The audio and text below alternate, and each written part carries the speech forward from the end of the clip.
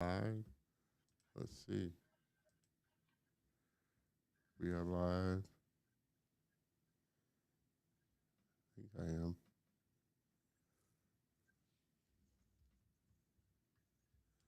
Come on, show me whether I'm live or not. I think I'm live. Okay. I think I'm live here. Please, if On you you. can, my apologies. I think I'm back live, but please let me know. Jump into the comments and let me know if I'm back live again. It actually accidentally quit on me here, or I did it myself. I hit the button. Uh, let Some people me are coming think. Yeah, there's some people on, so I think I'm back live. Uh, let me go to LinkedIn, see if I'm streaming. I think I'm live. Forgive me. This is the drill of doing a live show. What happens live, and you got to roll with it. Uh, hopefully, I think yeah, yep, I'm back live. Okay, my apologies, everybody. The broadcast stopped, so I had to restart it again. I had to start a new one. So we are going to dive into showing some of link. Okay, gotcha. I appreciate it. Not sure who the Facebook user is because it comes over Facebook user, but I appreciate you letting me know that we are back live. My apologies again. The broadcast ended, so I had to restart another broadcast. As always, I thank you viewers for always sticking with me through these things, and I thank my guests for sticking with me through this as on. No worries. well. This is great. So we're going to take a quick look at Limbert's reel here for the current project they're working on. Like I said, it's an amazing project, and we're going to dive a little into what he's doing on that, how he kind of got started on that. So let's take a quick look at some of this.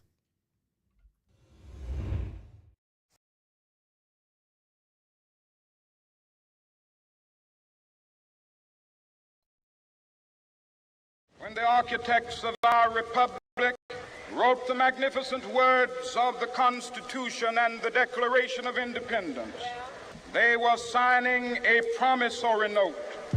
This note was a promise that all men would be guaranteed the unalienable rights of life, liberty, and the pursuit of happiness. America has given the Negro people a bad check. We refuse to believe that there are insufficient funds in the great vaults of opportunity of this nation. And so we've come to cash this check, a check that will give us upon demand the riches of freedom and the security of justice. Now is the time.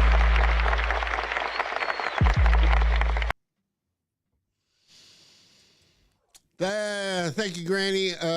You should be on the right one. Like I said, I had to, Miss Maggie, I had to restart because the original broadcast ended, so I had to restart a new recording live. So hopefully I think you're on the right one now. This is just part two.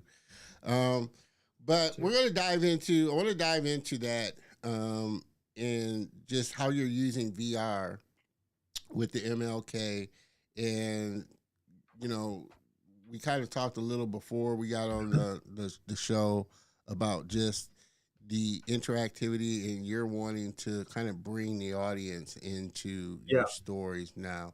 One, what was the initial idea of, where did that come from, the initial idea of doing MLK?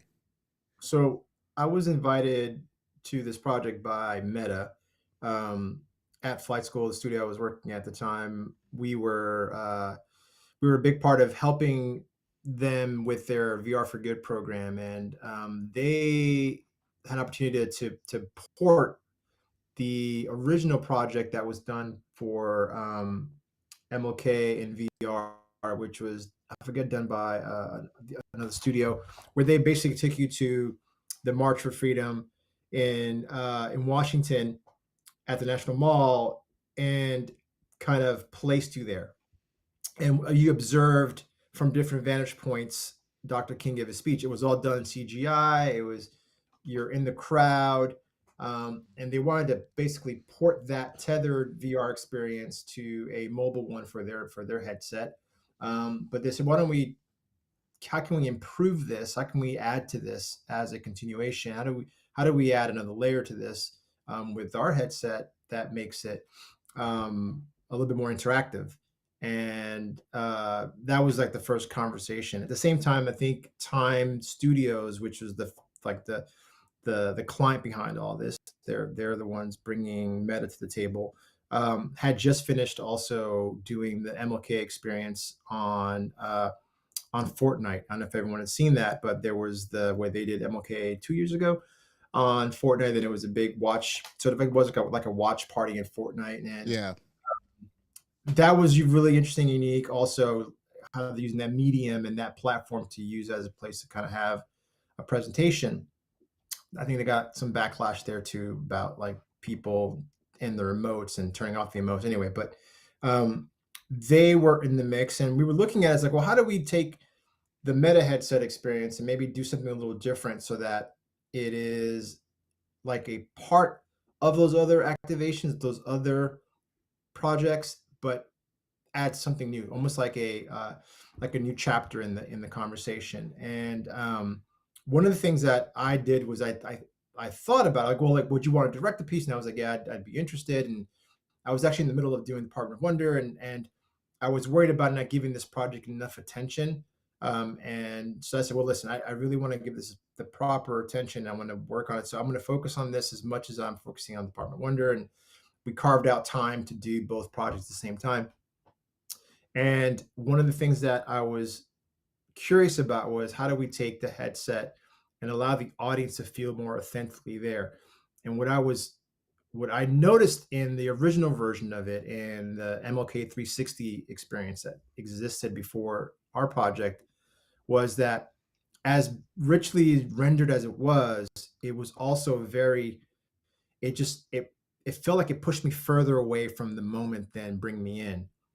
Obviously, limitations of looking around the crowd and trying to lean into someone, and when you get close to them, they kind of disappear from you because you have a sphere of interactive space that you can be within.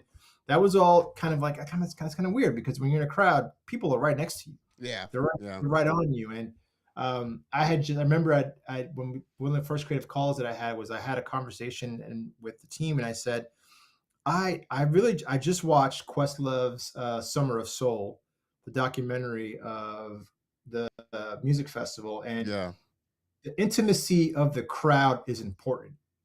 I think when people travel from all over the country to come see Dr. King speak, they were there with their own stories. They came there with their own journeys, how they got there, the bus ride, the ride they got from a friend, like how they gathered was just as important as listening to those that spoke that day.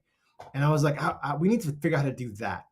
And I don't know what that is just yet. And let's find a way there. And we reached out to our friends at Skywalker Sound, and we talked a lot about that. Like, how can we use audio to bring the people around you closer to you? Can we find a way to like take existing audio and make it spatialized in a way that felt like it was authentic? And that's where we started. And then the actual act of marching toward closer to Dr. King and get close to him was another thing that was important to the project. And so we spent a lot of time trying to figure out how to move you through a crowd. And the more and more I looked at that, the more and more I tried to figure out how to do that. I was like, we have a limited chip in the headset that doesn't render like a computer. It renders completely differently. It's very good that the visuals are very different than what you get with the tethered experience. Also, rendering crowds of people is going to be problematic. That's going to be hard to do. How do we do this in a way that doesn't break the headset? Yeah. And then again, how do we use audio to transport you? And one of the things that um, I always wanted to do and feel what was important to do was like, I also want the person who's got the headset on, I want them to authentically be there.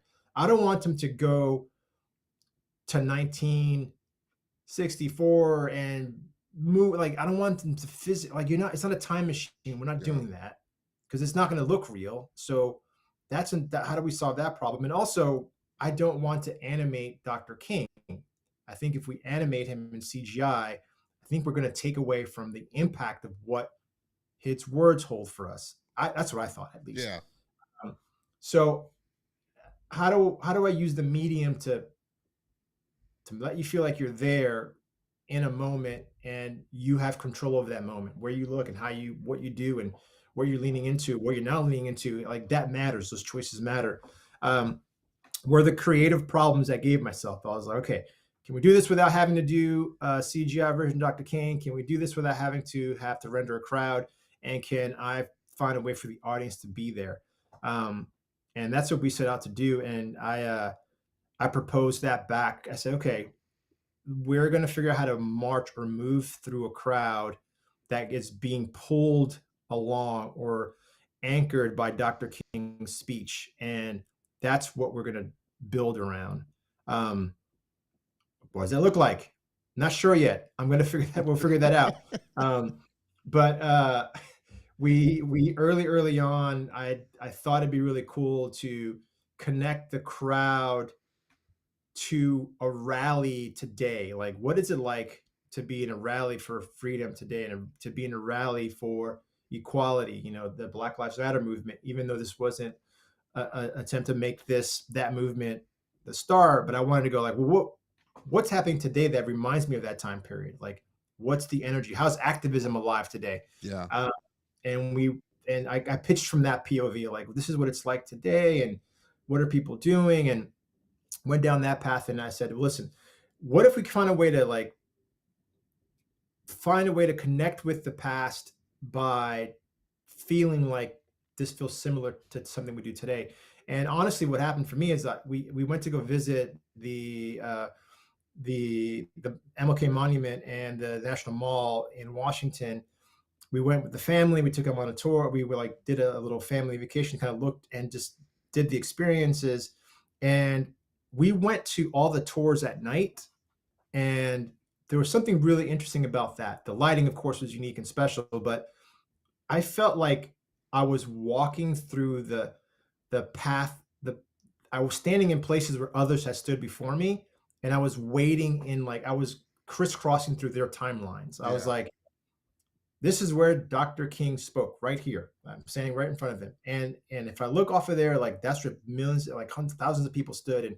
And our walk to that, like, all of that felt like really dramatically interesting to me. I was like, well, what if we were able to navigate through the energy of those that gathered, but today, like me today, not that I'm there back then, but just the energy of that space. And that became interesting to me because it allowed me to invent something that doesn't exist. And I needed to invent something that doesn't exist because, again, I have limitations from the headset, and I wanted to design those limitations. Like, what is a style that I can develop that allows me to kind of like tell my story? And that's where it kind of clicked for me. I was like, okay, cool. I think that we can figure out there's an audio landscape that's floating around me that if I walk or move through, I can pick up the sounds of the day.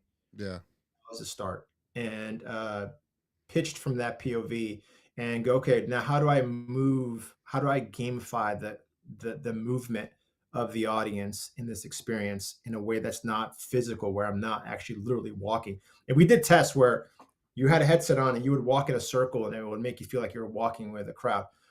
That was problematic for a number of reasons, but it was also going to be tough for, like, imagine if you don't want to do this standing up, you're not, what if you're in a wheelchair?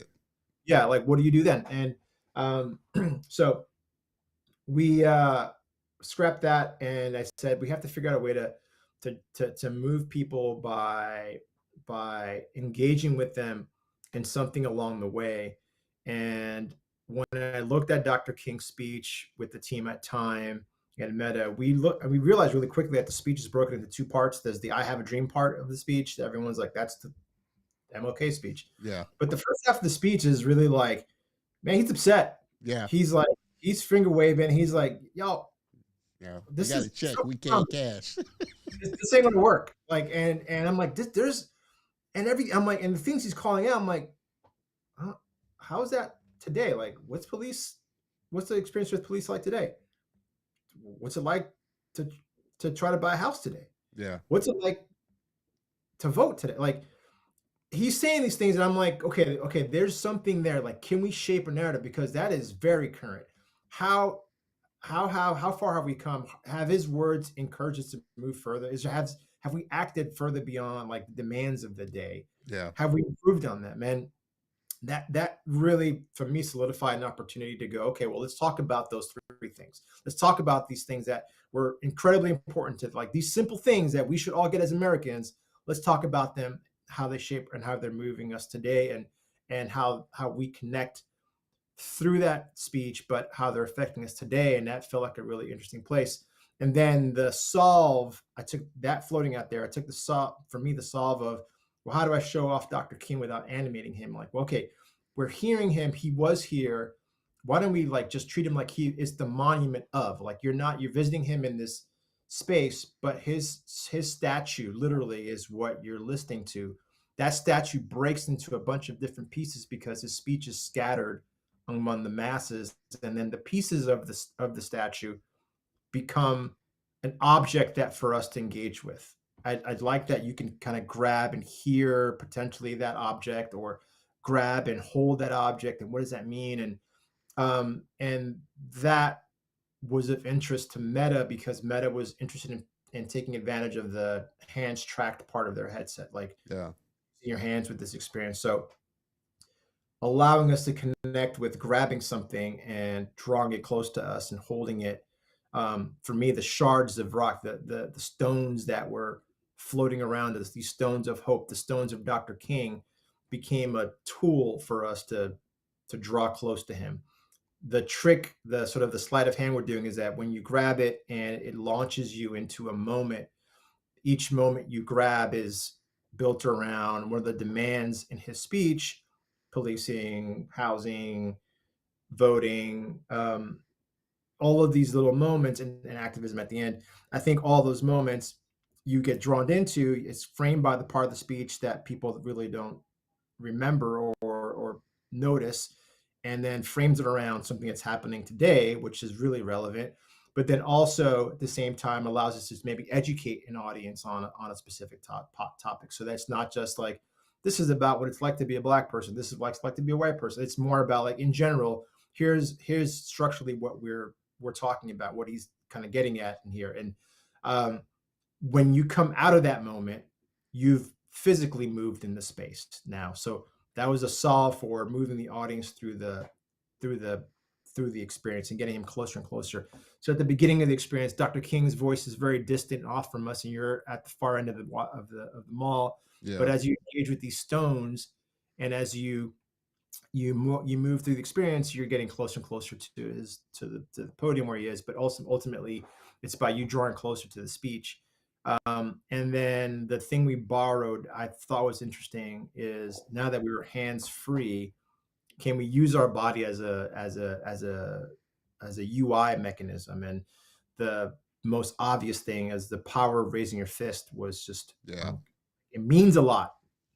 And having the audience do it as a way to navigate the experience was super practical, but also it throws in a lot of, like, how do you feel while you're doing this? Yeah. You got to look at your hand. You got to literally look at your hand to move forward. And I think that physical pose puts the audience in a very specific mindset. And I just wanted to keep doing that. I wanted to find ways to go, like, okay, well, how do you feel now that I put you in that situation? Yeah. You're hearing this, and how do you feel now? Now that you're seeing this, or you're aware of this? And that became really interesting, is because I go, the audience is here. Let's just see how they can feel in all these moments. It's framed by Dr. King's speech, but the opportunity was to go, how do you feel about it right now? How do you feel about it now? How a character that you're embodying or you think you're embodying is like, how do you authentically feel about it? Um, was the biggest thing for me. And gosh, just I love this conversation. By the way, I love when I get asked about Yeah. this project. It was a labor of love, and I'll stop now. But there's so much more to get into. Well, no, I mean, and I want people to kind of get just the headspace of, you know, like I said, I haven't dove deeply into VR. I love VR. I do a lot more on the AR side, Yeah. but just the process of what you got to think about as far as making an interactive, a really interactive piece that, Yeah. and all the little moving things that you know, like you said, well, how do we do this, or should we do this, or how do we get the, you know, get it so where you're moving through the crowd but you're not actually moving, and get the interaction with the device that we have. And we talked a little bit about this, you know, before, you know, the show. We were talking more on you know, Apple ProVision. Would your approach have been a little different in what you could do? Like I said, I've never used, you know, MetaQuest device, you know, myself. Yeah. But would your approach to what, and we've seen how Apple's technology, like I said, this is first generation and it's pretty good, you know, just the Yeah. kind of fidelity of it. But would your approach to how you kind of, like I said, created audio, maybe it was lower, you heard lower rumbles, because the audio is pretty good too, as far as just, you know, the spatial audio with it, the device. Would your approach would have been a little bit different had it been the Apple ProVision as opposed to the MetaQuest? And when you create experience, a VR experience, is it device specific? So you're not creating just a general VR experience that you can just play on any VR device. Is that how VR is done, to where an experience can be played on any VR headset? The stuff our project is deliberately designed just for the Meta headset. Okay. But the process isn't any different than designing for any VR experience. Like the rules aren't different for the headset because you have that headset. I wouldn't have changed the approach to telling the story, even if I had an Apple ProVision. You know, maybe the fidelity would have been a little different, or the processing would be a little different. But at the end of the day, you still have to tell an immersive story, and what the headset doesn't matter really. It's just well, how do you tell that story? So I think I still would have to grapple with all the same problems that I'm dealing with now.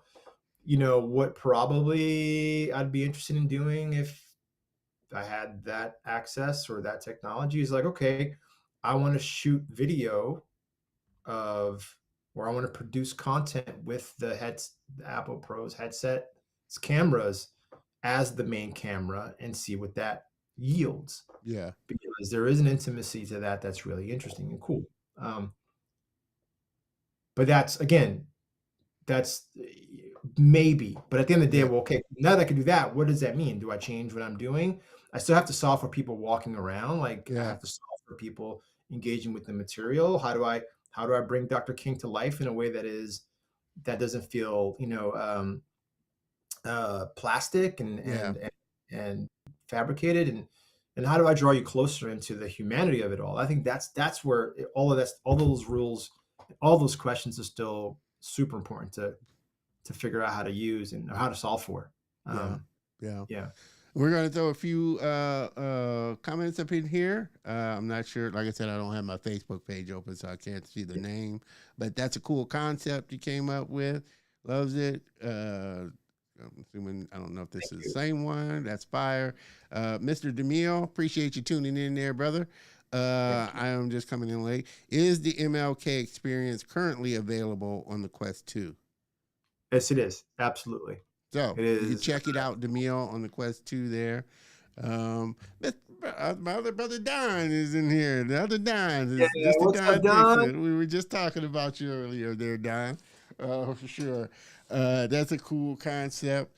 But, and again, kind of like what we were talking about, just the power of what VR can do in so many different areas, and just how it can really give a person a more immersive experience. I was telling you before the show, I met this one lady. Her company is a VR company, but she uses it, like I was saying, to give elderly people a travel experience. So just Yeah. going to elderly homes and retirement homes and allowing them to put on the headset to keep their minds engaged about different things.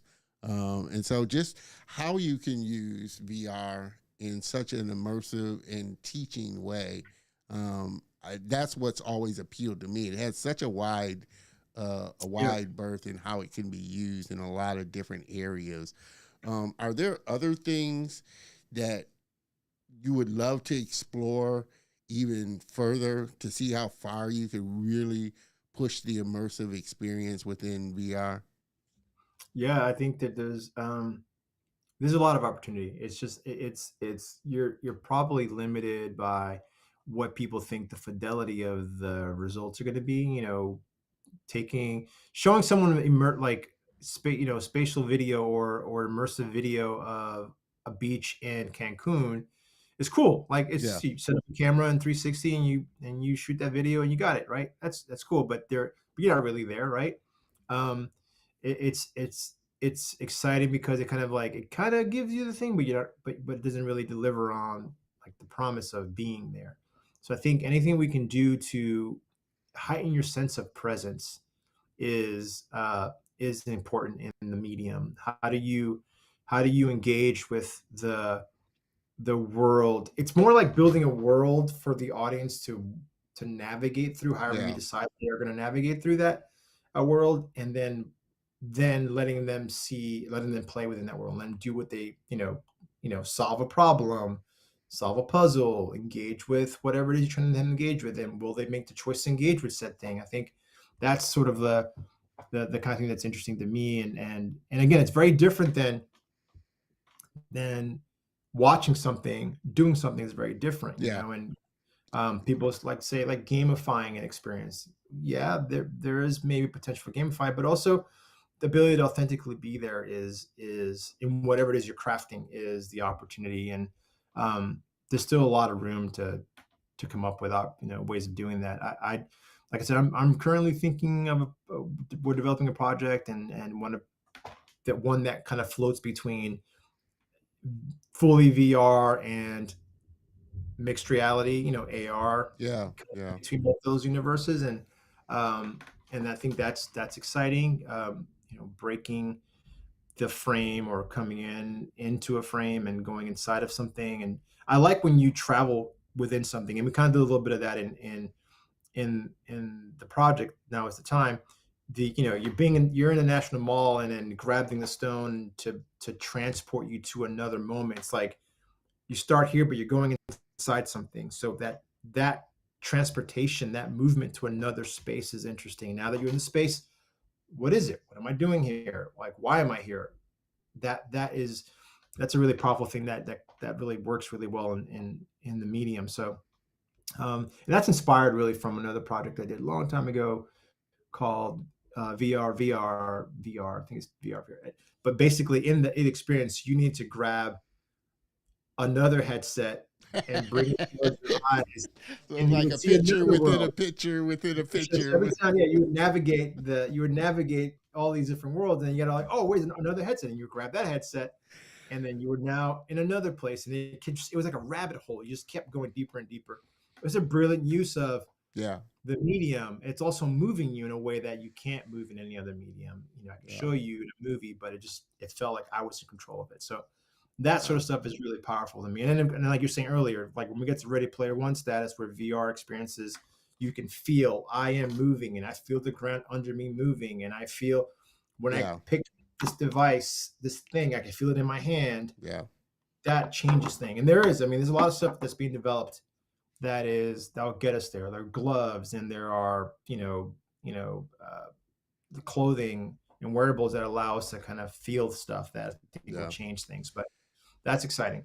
Technology is moving at this hyperspace, boy, and I tell you, people Yeah, are that's just coming crazy. up with, like I said, when you get technology in the hands of creatives, it just goes like you said, down this rabbit hole of things that they start to You got to come up push it. with. You got to exactly. An artist is going to think about it completely different than a developer is, or a computer scientist. They're just thinking about it from a completely different place, and that's Yeah, awesome. As yeah, all creatives out here, like to be asked to play with a thing and tinker with it and break it and see what it can and can't do, like that's awesome. Like yeah, that's yeah. really cool to I'm be. not sure who said it, but art pushes technology and technology pushes art. It's just this symbiotic relationship between the two. Um, it, and with that project, what are you hoping that people take out of that? That once they experience it, what are you hoping people walk away from when they experience MLK? Um, I want them to think about the journey we've been on as a country. I want them to think about how they feel about what we all have access to. Um, this isn't, one of the things we talked a lot about with the friends at Meta was like this wasn't meant to be like a surrogate for activism. Like you Yeah, can't go like, oh, I did the MLK thing on the Quest, and it's like I was part of a rally. Like, no, it's like it's just meant to ask questions of you, and if something in there like nudges you and you want to engage, I hope that opens a conversation. I really want people to kind of ask questions if they were so inclined to, and engage on a level that makes sense to them. Maybe it pushes them into activism that they weren't inspired to do so before, right? Or it exposes someone to a POV, of a person that just sees the world completely different than they do. I think all of that's exciting.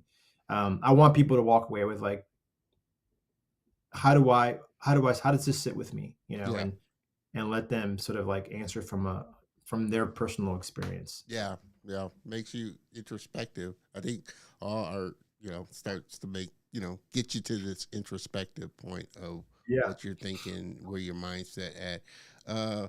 Emil, I think you are right. John Lasseter said that. I think art pushes technology, and technology pushes art, for sure. Uh,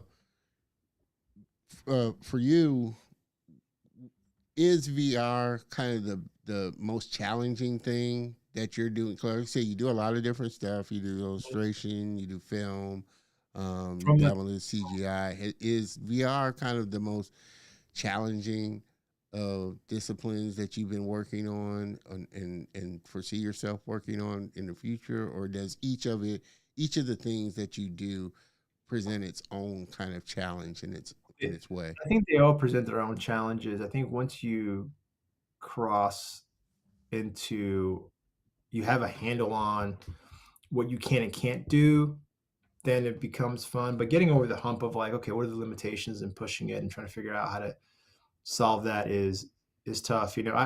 All of these projects don't happen unless you have a team of really talented people around you, and being able to listen to their opinions and their input and what they're bringing to the table is incredibly important. Um, the hard part is, yeah, it's like not feeling like you need to. I'm not the expert in this space. Yeah, But I'm trying to craft it from, again, like a place that feels authentic to me and the medium and what the experiences that I've had in the medium and what I know about producing for the medium. I'm gonna work from there. Like, and that's just tons to learn still, right? So, um, I think everything has its own challenges. I think VR is still kind of tough because it's always going to ask of the audience, like, what do you want them to do? You have them here. What are they doing?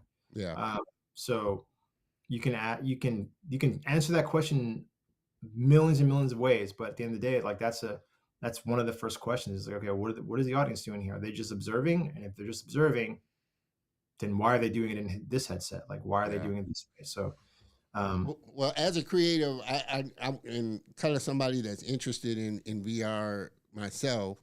Um, what tool are you using to create your actual experience in VR, or are you well, using a plethora of tools so to it get? depends on what you're trying to do. I think if you want to take someone to a photo reel or video content or shot environment, you go shoot 360 video and you Yeah. record to the headset. The stuff that we were doing is interactive, so we're basically, we're using a game engine. We're using Unreal, and Okay. um, we're developing, or you can use Unity to develop. But I think you're just building on a game engine, right? You have an input and you have a result, and you have an audience that's meant to engage with said input to yield said results. So I think um, there's a little bit of gaming knowledge that falls into that. Like, again, I'm not a deep game developer, but I'm trying to think of experiences where you're moving a story forward. Like, I'm more Yeah. interested in telling a story in which the audience has to participate in the story. Yeah. Um, like, that's Yeah. the thing, and when you play a game, you're sitting outside of the screen with a controller in your hand, so you have a very different control over the experience. So your agenda is different. The way you digest the information, the way you consume the story is completely different. The way you're moving things forward, and there's these little story points. I think that's a very tried and true way of developing games that are narrative based. I think that's all really Yeah. exciting. VR just holds a whole bunch of other different rules. It's like the same thing, but imagine you're actually inside the screen, Inside. Yeah. Yeah. And and as like, now that you're inside the screen, I can look everywhere. What does that mean? And if I can yeah. look everywhere, what am I going to do? Am I going to stay on track with the thing that's required of me? And absolutely, yes, you will. I think that the game developers are brilliant, brilliant, people, and I think that's what's really exciting. Is like, I think that we got to figure out what makes sense for that thing that's being told. Yeah. Yeah. No, and like you said, it's and I was just thinking about this while you were saying it. It's a totally different experience because I have this uh, tennis game, and I try not to have a lot of games on my phone because they can be very distracting. Yeah, But I did come across this. I love it. I love tennis, and yeah, I did find this nice tennis game that I like playing. And I was thinking, as you were saying that, how much different. And I played tennis, so it's a different thing than actually, like you said, playing of a game, and you're interacting with the game to try to hit the ball and stuff, than actually being on a tennis court and, like yeah, you said, have all these things around you that you're keeping in mind as well while still trying to interact with yeah, the ball. So it's a very, like I said, it's such an interesting space because there is this kind of crossroads that's going to be met where you, like you said, you are able to really get more immersed in the experience and feel the things that are going on around yeah, you with it, like the reverberation from a racket when you hit the ball or that yeah. type of thing, really does take a lot of thinking and approaching it from a different perspective than if you're just interacting from a 2D kind of Yeah. you know uh, um, interface type of Yeah, thing. exactly. I think intuitive motion and interaction versus like everyone knows what a controller in their hands feels like, and they kind of can go, oh, I'm supposed to do this, and this happens when I pull the stick this way, and this happens when I press this button. I think that it's just designing for you how you want you have to also onboard the audience too. You have to teach them to do a thing that they don't know how to do. Yeah. So can you create an experience that feels authentic? Like, what happens when I wave my hand in this space? Oh, whoa, my hand does that when I wave.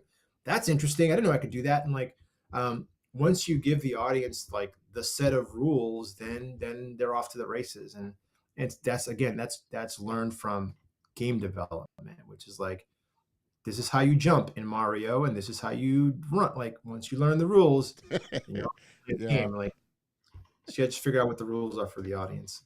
For sure, for sure. Again, everybody, I appreciate you sticking with me through the little hiccup there. But we were having an amazing conversation with my man Limbert here, talking all things creative, AR, VR, film, animation. Um, to this point, though, and as we start to kind of land this plane here, what's been kind of the best piece of advice? I always like asking, Mm. guess this.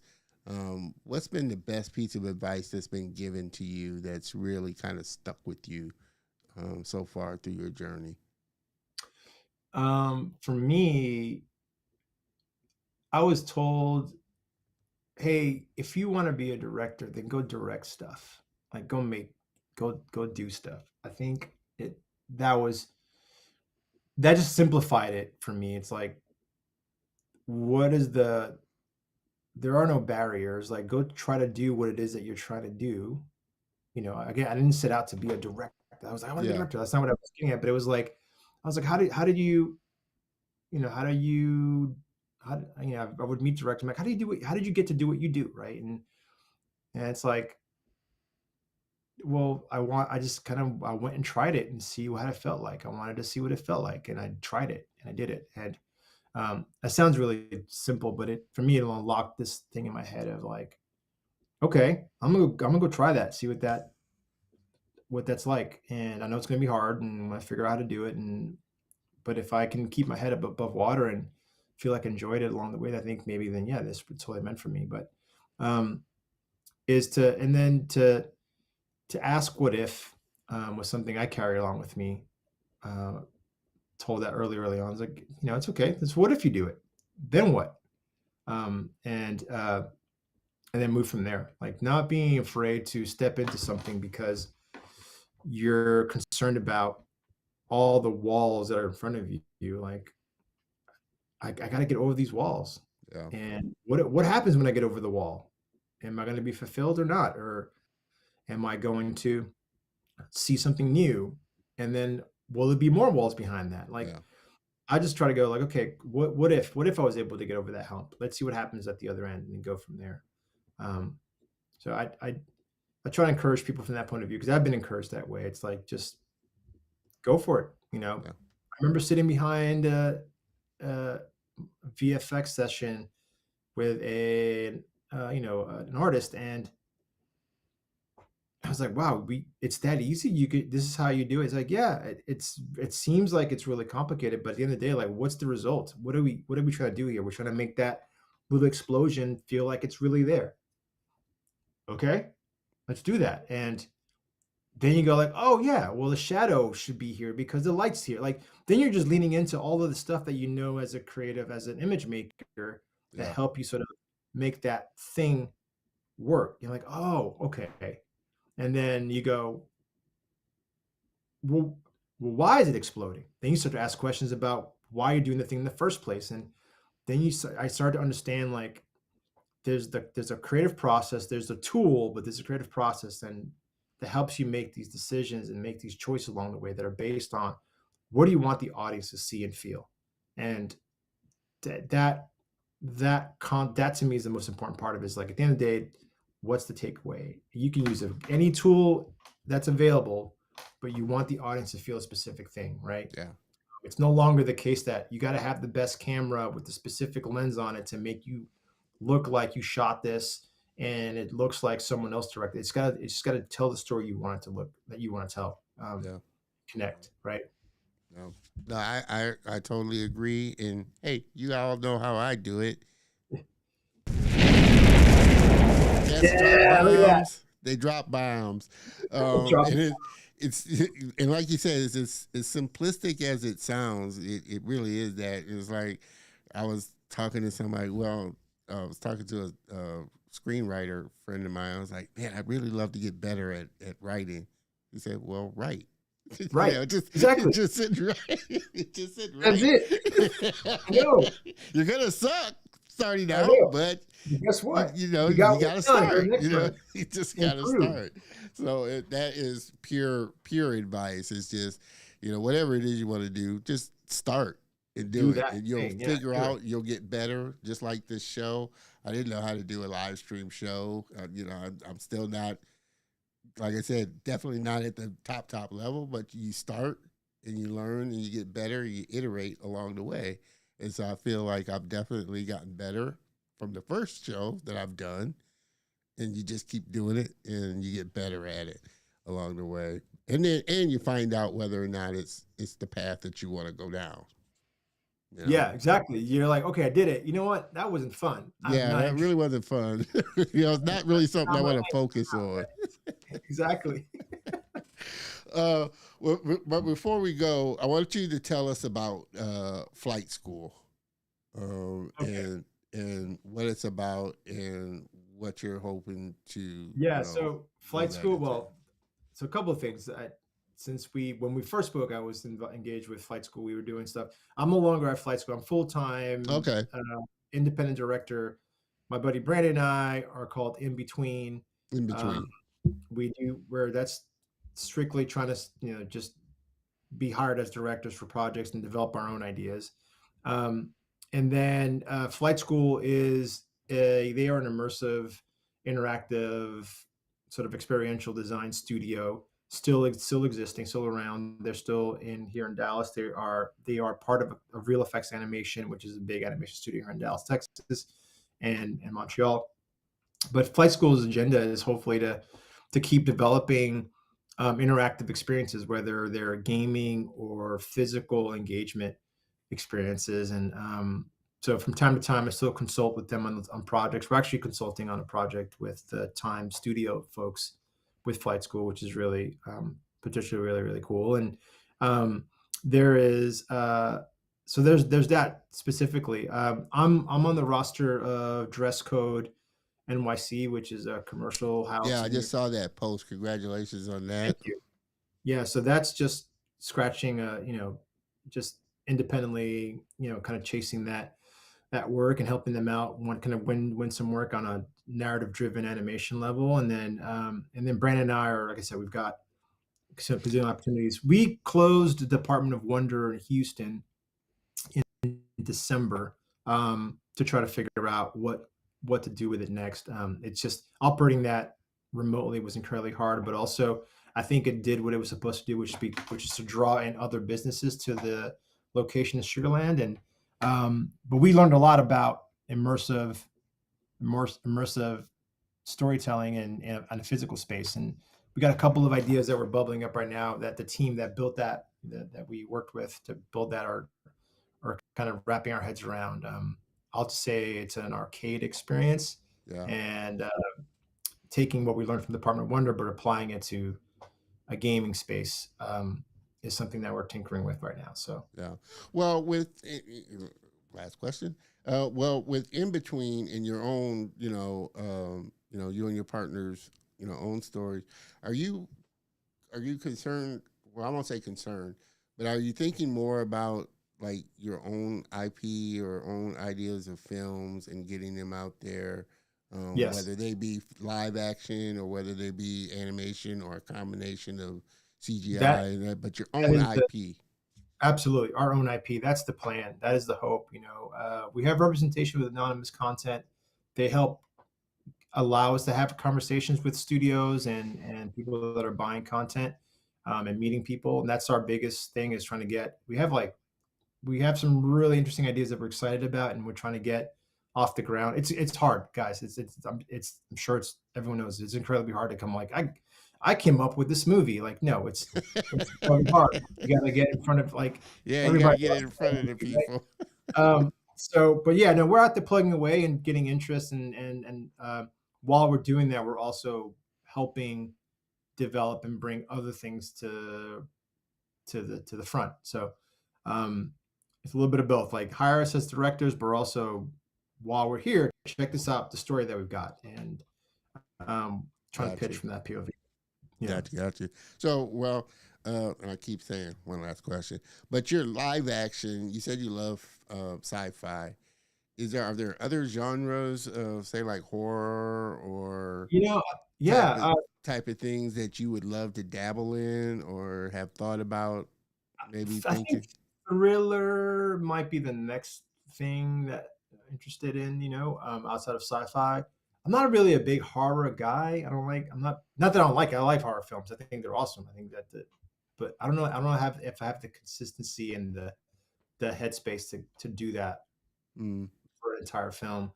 Um, the I still animation live action is interesting. It's an interesting place to play. And I think about hybrid work. We like stuff like that movie If that's coming out with mm, Ryan, the Free Guy. But there's the mix of live action with CGI is interesting. Um, the mix of live action with 2D is interesting as well. Like I think yeah, mixing all the projects, those yeah, techniques are really interesting, and why you would employ them is a big reason. One of the things yeah. that gets excited. Um, yeah, Which is why I love, like I said, which is why I love this industry because, like I said, you can come up with so many different, just varied ways of telling yeah, stories and just almost like clay. You're pushing and pulling just to see how it comes out and looks. yeah, And it then does. when We're you trying. get partnered with other creatives, that just expands it exponentially wise, Absolutely. for sure. As we kind of bring this train into the station here, make sure, definitely make sure you get connected with Limbert and his company. We are in between. They're on Instagram. You can connect with him and the company on Instagram. Find them on LinkedIn. That's how I got connected with them. But definitely check out the work that they're doing because they're doing some amazing stuff, especially in the VR immersive space, which is definitely pushing the boundaries of where technology is kind of going. And like I said, again, we kind of talked about this a little before the show. I'm excited, with Apple's Vision Pro coming out, just seeing what's going to be created in that space once it gets really in the hands of creatives that are just going to push and pull it and put things on it to make it such a more immersive experience. So that's why I love this space. I love this technology. Even though, as you can tell, I'm an old school guy, but I Mm. love technology and just where technology is going and what can be done with technology when it's in the hands of really, truly talented, creative people. And Limbert is definitely one of those for sure. Thank you. Again, like I said, I want to thank everybody for hanging in with me. With this little hiccup here, I guess I learned a few things. I'm gonna have to switch some buttons around for sure on this. That'll make it a little bit easier because I've had this happen a couple of times. So you live and you learn. That's what live is all about. But I can't thank you enough again, Limbert One, for being part of the Color of Motion family. Definitely looking forward to having you back on as new things come out with your company in between, and really the things that you're doing in this space of VR that I really am intrigued about. So I can't thank you enough, brother, for coming on the show and blessing us with your presence. Thank you, sir. Don, this is amazing. And thanks for the opportunity. Thanks for all the shout outs during the conversation. And congratulations. You have a really wonderful show. And I already got like 5 people want to throw your way. I'm like, you got to talk to Don. So it's coming. Hey, bring them on. Like I said, this definitely helps me. I cannot do this show without you, the viewers, and I definitely can't do the show without my friends coming on and really making this a great experience. I'm like you, the viewer, sitting here trying to learn things myself, learn more about the industry. So that's why I love doing the show because, again, it helps to inspire not just the young ones that are there, but it helps to inspire me as well to keep continuing to do the things that I enjoy doing and I'm passionate about doing. So you keep being creative out there. If you could, Limbert, hang on for a minute in the green room while I close out the show. I would appreciate it. But again, everybody, please help me thank our very special guest and friend, Limbert Fabian, for coming on. Hang on for just a second there, Limbert, while I close this out, buddy.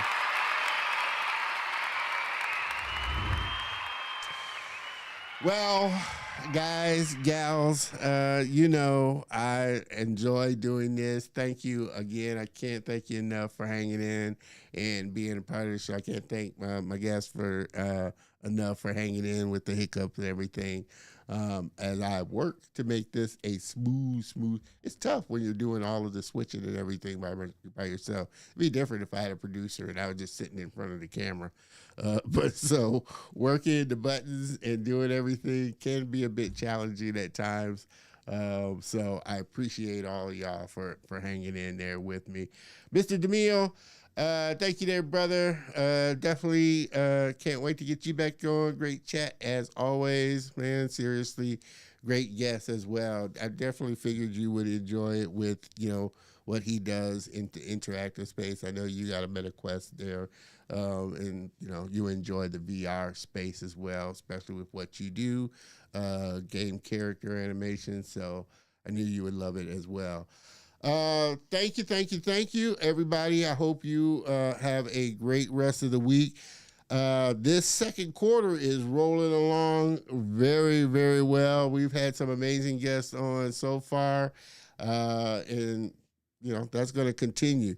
Make sure that, you tune in next week because you're going to get another kind of 2-for-1 next week. My next week's guests, they are coming on, Bruce Bowers and his partner, Chris Ellis. They are the founder of Bay World Unlimited. They do animation series. So looking forward to having them both on, coming on, talking about what Bay World is doing. So you definitely don't want to miss out on that. Mr. Dewan, appreciate you. You definitely can always check out because the second part, like I said, there was a little hiccup there. So you're always able to check it out on YouTube. But once I put it up on the channel, it'll all be stitched together as well. So thank you, everybody, for sticking with me. Have an amazing rest of your weekend. Even better, have an amazing week. And I will see you next week. Same bat time, same bat channel. Okay? Cheers, everybody.